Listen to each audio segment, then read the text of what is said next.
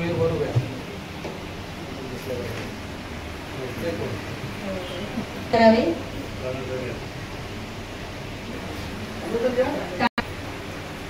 पाटील ती देऊन त्यांचं स्वागत. कुणबी समाजोन्नती संघ मुंबई कुणबी महिला मंडळ आयोजित जागतिक महिला दिन आणि महिलांचा हळदी कुंकू समारंभ या कार्यक्रमाला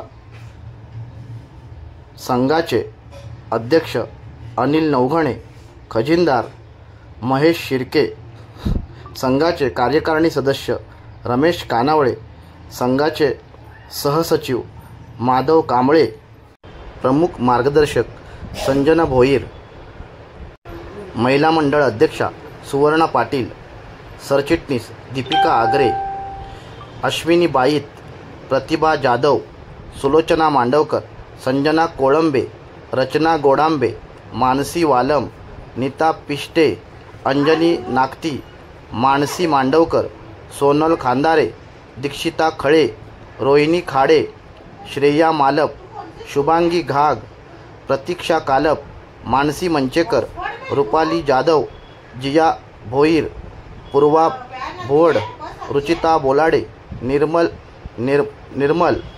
होमने डोंगरकर, सानवी मोरे, करुणा पाटील आणि कविता सादर करणाऱ्या योगिता पाष्टे तसेच आरोग्यविषयक माहिती सांगणाऱ्या मनीषाताई थोरात या उपस्थित होत्या. सर्वांना राष्ट्रनिर्मात्या गणमाता यांची फ्रेम आणि बॅग भेट म्हणून देण्यात आली.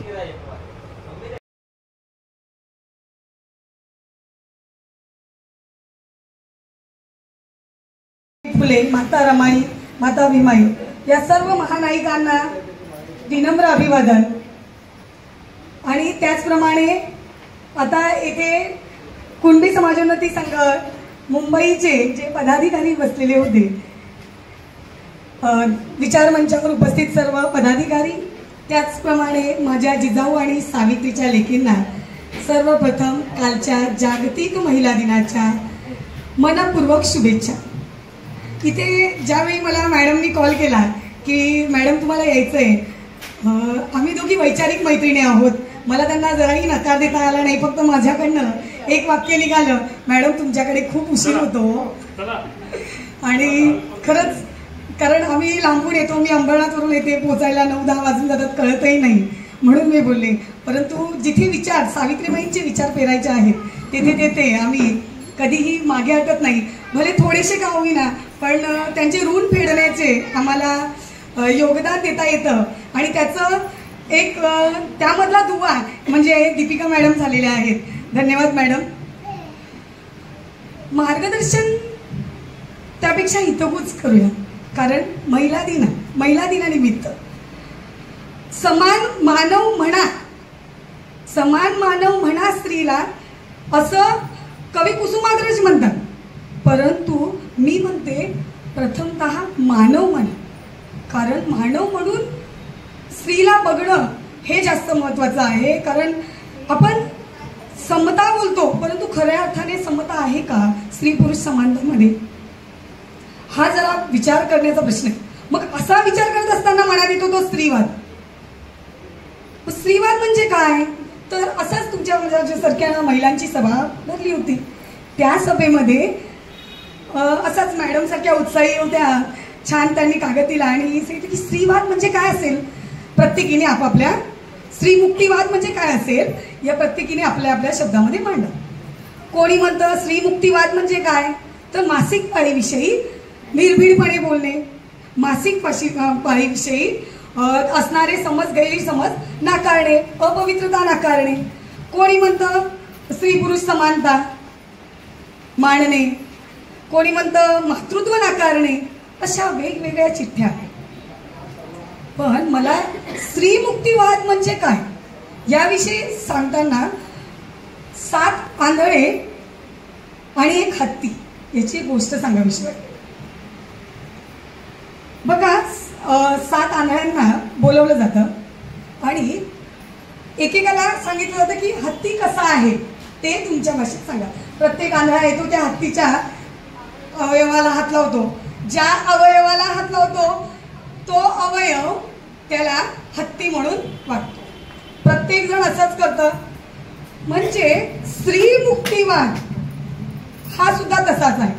बघा त्या आंध्रांनी जी प्रतिमा त्यांच्या मनामध्ये हाताने चाचपून निर्माण केलेली आहे ती आणि प्रत्यक्षात वास्तवात असलेल्या हत्तीची तुलना होऊ शकत नाही. तसं आहे स्त्री मुक्तिवाद. स्त्री मुक्तिवाद म्हणजे फक्त उघडपणे मासिक पाळीविषयी बोलणे, स्त्री पुरुष समानता मांडणे, मातृत्व नाकारणे, घटस्फोट घेणे वगैरे ह्या गोष्टी आहेत का? नाही. तर स्त्रियांना समान हक्क, न्याय, अधिकार यांविषयी बोलता आलं पाहिजे. याची जाणीव निर्माण होऊन या जाणीवेतून स्वतःचे हक्क मिळवता आले पाहिजे. सावित्रीबाई फुलेंनी आपल्याला शिक्षण दिलं. ज्या काळामध्ये कमरेला झाडू होता, गळ्यात मडकं होतं, अशा काळामध्ये सावित्रीबाईंनी आपल्याला त्या घरातून बाहेर काढून शिक्षण दिले. त्या शिक्षणाचा आपण वापर केला पाहिजे. त्या शिक्षणाचा वापर करून आपण आपल्या समाजामध्ये चाललेल्या रूढी परंपरा यांना छेद दिला पाहिजे, ज्या अनिष्ट आहेत. सावित्रीबाईंच्या मते शिक्षण म्हणजे काय आणि आपल्यामध्ये शिक्षण म्हणजे काय? आपल्यामध्ये शिक्षण म्हणजे काय? तर एखादा क्लास लावणे, शाळेत जाणे, अभ्यास करणे, भरघोस मार्क मिळवणे, मार्कशीट चांगलं भरलेलं दिसणं, हे म्हणजे शिक्षण. त्यानंतर पुढे जाऊन चांगली नोकरी मिळवणे, नोकरी मिळाल्यानंतर माझी केबिन, माझं घर, माझा बंगला, माझी गाडी, बस एवढ्या भोवतीच आपण फिरतो. परंतु सावित्रीबाई आणि ज्योतिबा फुले त्या काळातले सर्वात श्रीमंत, आज अंबानीलाही गाठलं असतं त्यांनी, त्याच्याही पुढे गेले. म्हणजे विचार करा त्यांना काय करत होती. तर त्यांनी काय केलं, त्यांनी समाजातील स्त्रियांचे जे हक्क अधिकार आहेत ते मिळवून देण्यासाठी त्यांच्या मनामध्ये वेगवेगळे विचार जे आहेत ते विचार स्वातंत्र्य देण्याचं काम या सावित्रीबाईंनी केलं. बघा, सावित्रीबाईंनी फक्त स्त्री शिक्षणाचा पुरस्कार केला असं नाही, फक्त स्त्रियांना शिकवण्याचं कार्य केलं का? नाही. तर त्यांनी सावित्रीबाईंच्या मते शिक्षण म्हणजे काय, तर अनिष्ट रूढी परंपरा यांचा त्याग करून त्यातून आपल्या समाजाचे, आपल्या कुटुंबाचे हित साधता येईल, अन्यायाचा प्रतिकार करता येईल, सत्य असत्य याची पडताळणी करून सत्याची बाजू घेता येईल, सत्याची कास धरता येईल, ते म्हणजे शिक्षण. नाहीतर आपण माफ करा असं हे उद्देश नाही दुखवण्याचा, पण आपल्या चर्चा काय असतात, जमल्यानंतर हळदी कुंकूला वाण काय द्यायचं, कोणती साडी घालायची, कोणतं मॅचिंग ब्लाऊज घालायचं, ह्या अशा विचारांपेक्षा समाजामध्ये काय चाललंय त्यामध्ये आपण काय बदल करू शकतो ह्या विचारांना आपण महत्वाचं स्थान दिलं पाहिजे. त्यावेळी सावित्रीबाईंनी बघा बरं कशी पावलं उचललेली आहेत. समाजामध्ये असलेल्या अनिष्ट रूढी परंपरा यांविरुद्ध पावलं उचलली आहेत. केशवपन, विधवा स्त्रियांचा केशवपन, स्त्रीला नटण्याचा अधिकार आहे. आता सुद्धा आपल्याला किती नटायला आवडतं. त्या काळामध्ये स्त्रियांचे केस काढून त्यांना मुंडन केलं जात होतं. किती विद्रूप दिसत असतील त्या, एक कल्पना करा, अंगावर काटा येतो. त्या विरोधात त्यांनी न्हाव्यांचा पहिला संप घडवून आणला. त्यांनी न्हाव्यांची सभा बोलावली आणि काय केलं, त्यांना सांगितलं की तुम्ही तुमच्या घरातल्या महिलेचं केशवपन करू शकतात का, तर आता तुम्ही इथून पुढे असं करायचं नाही. आणि सावित्रीबाईंच्या हाकेला साथ देऊन त्यांनी देखील केशवपन करण्याचं नाकारलं. म्हणजे पहिला संप, न्हाव्यांचा पहिला संप हा सावित्रीबाईंनी घडवून आणला. हे त्याचं वैचारिक पक्ष. त्या वयात त्या काळामध्ये बालवयामध्ये लग्न होत होते. मग त्यावेळी विधवांची संख्या जास्त होती. त्या अशा विधवा महिलांवर कधी घरातल्याच पुरुषाने किंवा बाहेरच्या पुरुषाकडून अत्याचार होत होता. मग असा अत्याचार झाल्यानंतर ती स्त्री न कुटुंबात तोंड दाखवू शकत, न समाजात तोंड दाखवू शकत. मग अशा वेळी त्या स्त्रीच्या बाजूने पाठीशी कोण उभं राहील. म्हणून अशा महिलांसाठी सावित्रीबाईंनी काय केलं होतं, त्या बाईच्या पुढे काय होतं, एकतर जीव द्यायचा, एकतर समाजासमोर काळं तोंड करायचं. त्याच्या पलीकडे तिचं हे नव्हतं, तिला कुठल्याही प्रकारचा मार्ग नव्हता. पण सावित्रीबाईंनी काय केलं, या अशा महिलांसाठी प्रसूतिगृह उभारले आणि तिथे पाटी लावली. काय लावली की कुठल्याही महिलेने येऊन येथे प्रसूती करून जावे, नाव गुप्त ठेवण्यात येईल. म्हणजे ती पावलं त्या माईंनी तेव्हा उचललेली आहेत. आणि आता मात्र आपण प्रत्येक गोष्टीला विचार करतो, नको आमच्या यांना हे आवडत नाही. तेव्हा आपल्याला महान स्त्रियांचा इतिहास लावलेला आहे. राष्ट्रमाता राजमाता जिजाऊ साहेब त्यांनी तोरणा किल्ला, ज्यावेळी त्या तोरणा किल्ल्याची डागडुजीचा प्रकार चालू होता, त्यावेळी ती डागडुजी होत असताना तिथे काही मूर्त्या सापडल्या. त्या मूर्त्या काय करायच्या, आणून त्या सैन्यांनी आणून दाखवल्या त्यांना आणि सांगितलं की काय करायचं आऊसाहेब यांचं. त्या काय म्हटल्या, आपण असतो तर काय म्हटलं असतं की त्या मांडून पूजा करूया, कारण देव आहे म्हटल्यानंतर त्याला असं पाप आपण करू शकत नाही. त्यावेळी जिजाऊ महासाहेबांनी काय निर्णय घेतला की त्या मूर्त्या वितळवून त्याचा स्वराज्याच्या कामी उपयोग करा. ह्या होत्या राजमाता राष्ट्रमाता जिजाऊ महासाहेब. त्याच्या पुढेही गेला तुम्ही तर मैत्रेयी गार्गी ह्या विद्वान विदुषी होऊन गेलेल्या आहेत. गार्गी ही विद्वान विदुषी होती. विदुषी म्हणजे का, विद्वान स्त्री. राजा जनकाने त्यावेळी दरबार भरवला होता आणि त्या दरबारामध्ये सर्वात विद्वान कोण पंडित आहे असं विचारलं तर एकही ब्राह्मण पुढे यायला तयार नाहीये, एकही तत्ववेत्ता पुढे यायला तयार नाही. जो तो विचार करायला लागला. मी जर बोललो की मी विद्वान आहे आणि मला जर एखादा प्रश्न विचारला तर आणि तो आला नाही तर किती अपमानास्पद, म्हणून कोणीही पुढे यायला तयार नाही. आणि त्यावेळी त्यांनी अटही जनकाने अटही अशी टाकली की जो विद्वान असेल त्याला 1000 गायी, त्या गायींच्या शिंगांना सोनं बांधलेलं असेल, त्या त्यांना दान म्हणून दिल्या जातील. असं जेव्हा हे केल्यानंतर कोणीही यायला तयार नाही. त्या सभेमध्ये एक याज्ञवल्क्य नावाचा ऋषी तत्वज्ञ होता. तो पुढे आला आणि गाई घेऊन जायला लागला. आता मात्र बघा, कोणी आधी उठायला तयार नव्हतं, पण परंतु याज्ञवल्क्य उठल्याबरोबर लगेचच प्रत्येक ब्राह्मण बोलायला लागला की हा तू काय तत्ववेत्ता आहेस का, तुला काय एवढं ज्ञान आहे का वगैरे बोलायला सुरुवात झाली. एवढा वेळ शांत होते, परंतु याज्ञवल्क्याने त्या प्रत्येक विद्वानाची प्रत्येक प्रश्नाची योग्य रीतीने उकल केली. त्यानंतर त्या दरबारात उपस्थित असलेली गार्गी हिने सुद्धा त्या याज्ञवल्क्याला अतिशय उत्कृष्टपणे विविध प्रश्न विचारले. म्हणजे ते प्रश्न विचारत असताना तिच्यामध्ये असलेलं विद्वत्ता ही जाणवत होती आणि याज्ञवल्क्याने ही अतिशय समर्पकपणे तिला उत्तरं दिली. आणि म्हणजे याच्यावरून आपल्याला समजतं की आपल्याला अतिशय विद्वान स्त्रियांचा इतिहास लाभलेला आहे. त्या इतिहासाचा आपण आपल्या दैनंदिन जीवनात वापर केला पाहिजे. डॉक्टर बाबासाहेब आंबेडकरांनी आपल्यासाठी हिंदू कोड बिल लिहिलं होतं. आपल्याला महिलांनी हिंदू कोड वाचलंच नाही, कोणाला माहीतच नाही. त्या काळामध्ये पहिला हिंदू कोड बिल लिहिल्यानंतर डॉक्टर बाबासाहेब आंबेडकरांच्या विरुद्ध पहिला मोर्चा काढला, तो सुद्धा महिलांनीच. का? कारण घरातून सांगितलं होतं. त्यावेळी बाबासाहेब आंबेडकर त्या मोर्चाच्या महिलांच्या एका प्रतिनिधीला म्हणाले की बाई तू हा मोर्चा का काढलेला आहे, कशासाठी तू याच्या विरोधात अशी बोलते, घोषणा देते. ती म्हणते मला माहिती नाही, मला फक्त माझ्या नवऱ्याने एवढं सांगितलं की तू जर यांच्या विरोधात मोर्चा काढला नाही तर मी तुला सोडून देईन, म्हणून मी या मोर्चामध्ये सामील आहे. म्हणजे बघा, स्वतःची वैचारिक बुद्धी विचार क्षमता बाजूला स्त्रीला दुय्यम स्थान आहे की नाही.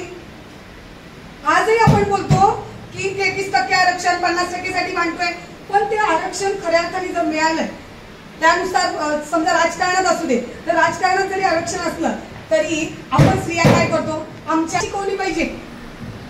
एक प्रसिद्ध इंग्रजी व्याख्याते आहेत, ते म्हणतात की मी एवढ्या ठिकाणी व्याख्यानांना जातो, परंतु अजून मला कोणत्याही मुलाने समानता आहे. तुम्ही आपलं रोजचं दैनंदिन उदाहरण बघा बरं. आपण दिवसभर महिला काम करत असतो, घरातले लादी कपडे वगैरे धुण्यात 2-4 तास घालवतो आणि 2 मिनिटात आपलं मूल येतं आणि ती एवढी मनापासून पुसलेल्या ती काम करून निघून जाते. आपल्या मेहनतीचा फायदा काय? तुम्ही म्हणा की मॅडम असं कसं काय बोलताय, मग आपण करायचं नाही का? एक विचार करा, आपण जे जेवण बनवतो किंवा केक साधा बनवतो, ते केक बनवताना पण चांगले 2-3 तास जातात. हा एवढा भांड्यांचा पसारा पडतो, परंतु तो 2 केक आपण बनवलेला केक हा 2 मिनिटात मुलं मस्त करतात. काय उभी फक्त आपल्याला काय वाटतं माहितीये, आपण फक्त की ना बाई पोरांनी खाला समाधान मिळालं, त्याच्या पलीकडे आपले विचारच नाही. त्या 2 तासापैकी तुम्ही सांगा बरं, यात आपण गुरफटलोय. तो पुरुष मात्र, घरातला पुरुष मात्र काय करतो, या सगळ्यामध्ये स्वयंपाक याच्यामध्ये आपल्याला गुरफट होतोय आणि तो मात्र फक्त आणि फक्त त्याच्या करिअर आणि ह्या सामाजिक गोष्टींकडे तो लक्ष देतो. त्यामुळे त्यांना नॉलेज असतं. तुम्ही सांगा, आपल्याला निवांत बसून 2 तासाचा पेपर चाळायला मिळतो का? नाही. वर पेपर आपण कधी वाचतही नाही. त्यामुळे जगामध्ये काय चाललंय, समाजामध्ये काय चाललंय हे आपल्याला कळत नाही. आणि मग आपण काय म्हणतो, आपल्याला घरातून टोमणा काय येतो की तुला काय कळत नाही, जाऊ दे, त्या बातम्या काय फायद्याच्या नाही, किंवा आपणच मग आपला रस हा हळूहळू कमी होत जातो. म्हणून आपण आपली वैचारिक पातळी वाढवण्यासाठी वाचन वाढवलं पाहिजे. सावित्रीबाईंनी काव्य फुले ग्रंथ लिहिला.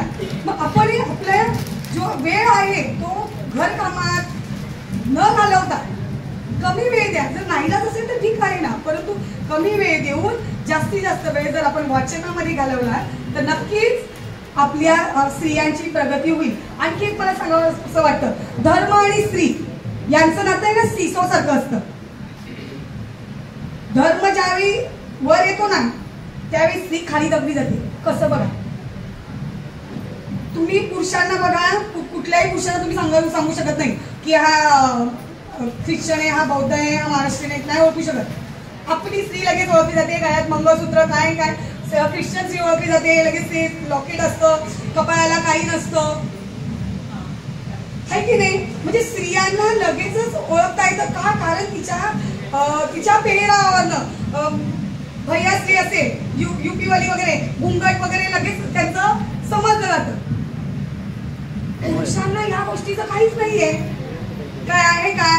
परंतु आता जर आपण बोलायला लागलो तर काय होतं, आपण अति शहाणे व संस्कृती, मुळात बघा एवढे छान छान शब्द देतात ना, संस्कृतीचा ऱ्हास व्हायला लागला. काय म्हणतात? संस्कृतीचा ऱ्हास व्हायला लागला. का तर आपण संस्कृती जपत नाहीये. असं काही नसतं. तो नवरा मनामध्ये असतो ना, त्याच्यासाठी बायका त्यांच्या मनात नसतात का? त्याच्यासाठी काही पाहिजे की नाही? म्हणजे एक म्हणजे माझ्या मनात आलेला प्रश्न, आणि तो मला वाटतं तुम्हाला आम्हाला सगळ्यांना पडायला पाहिजे. संस्कृतीचा ऱ्हास होऊ नये म्हणून फक्त महिलांनीच या गोष्टींकडे लक्ष द्यायचं का? नाही. तर आपण स्त्री मुक्ती झाली पाहिजे, मुक्त झाली पाहिजे ना. आपण म्हणतो की नाही आमचे मिस्टर खूप चांगले. अरे लग्न झाल्यानंतरची स्त्रीचं जीवन, कौटुंबिक जीवन म्हणजे सोन्याचा पिंजरा. गोड बोलून कामं करून घेतली जातात सगळी, पण ते आपल्या लक्षात येत नाही. आपण काय म्हणतो, आमचे हे खूप चांगले आहे, बरोबरीने वागवतात. परंतु खरंच गांभीर्याने विचार करा, आपण जास्तीत जास्त वाचन करा. आणि वाचन केलं, मला असं पुरुषांच्या विरोधात नाही पाठवायचंय, पण मला काय वाटतं की आपण आपलं अस्तित्व शोधलं. आपल्याला जर आपल्या अस्तित्वाचा शोध घ्यायचा असेल तर आपण आपलं वाचन वाढवलं पाहिजे. लवलेस ॲना ही परदेशातली स्त्री, तिचं काय झालं माहिती का? अशी स्त्री लवजीवादप्रमाणे माहिती का, ती एका पुरुषाच्या प्रेम जाळ्यात अडकली. 2 वर्ष छान प्रेम करत चाललं आणि त्यानंतर 2 वर्षानंतर त्यांनी लग्न केलं. लग्न झाल्यानंतर त्याने तिला एका व्यवसायामध्ये टाकलं, समजून जा.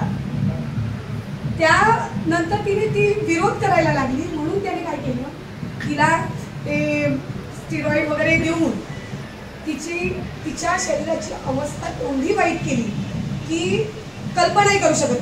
मग तिला पहारामध्ये ठेवलं गेलं. तिला असं खुलं ठेवलं नाही का, तर तिने कोणालाही या गोष्टी सांगू नयेत म्हणून. मग तिने या गोष्टी कोणाला सांगू नये म्हणून पहारा एवढा कडक होता. परंतु जसं वय वाढत गेलं तसं हा पहारा तिच्यावरचा कमी झाला. पहारा कमी झाल्यानंतर मग तिने ती व्यथा, तिची स्त्री आहे, मन मोकळं करतेच कुठेतरी, तिने ती व्यथा सांगायला सुरुवात केली. पण बोलतात ना, आपला समाज कुठेही जा सारखाच, कोणीही तिच्यावर विश्वास ठेवायला तयार नव्हता. का? कारण ती जे वर्णन करत होती तेच एवढं भयानक होतं.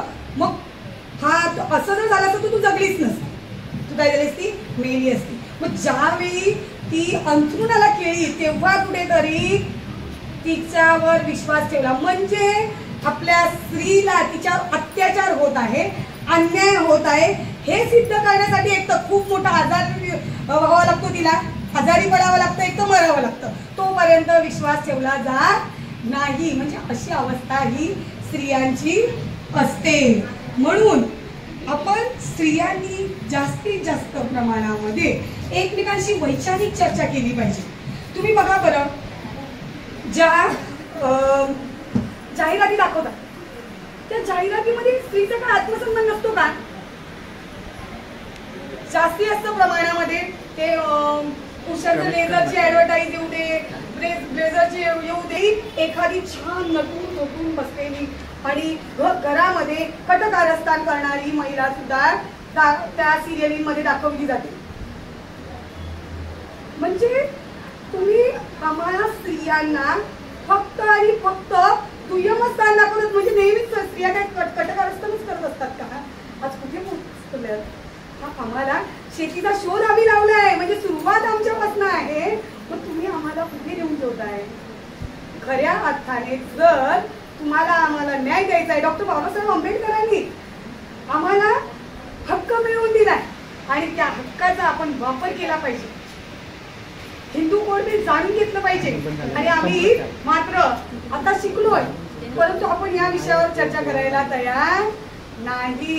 आणि फक्त काय म्हणतो की नाही गो मला वेळच नाही. असं नाही, वेळ काढा.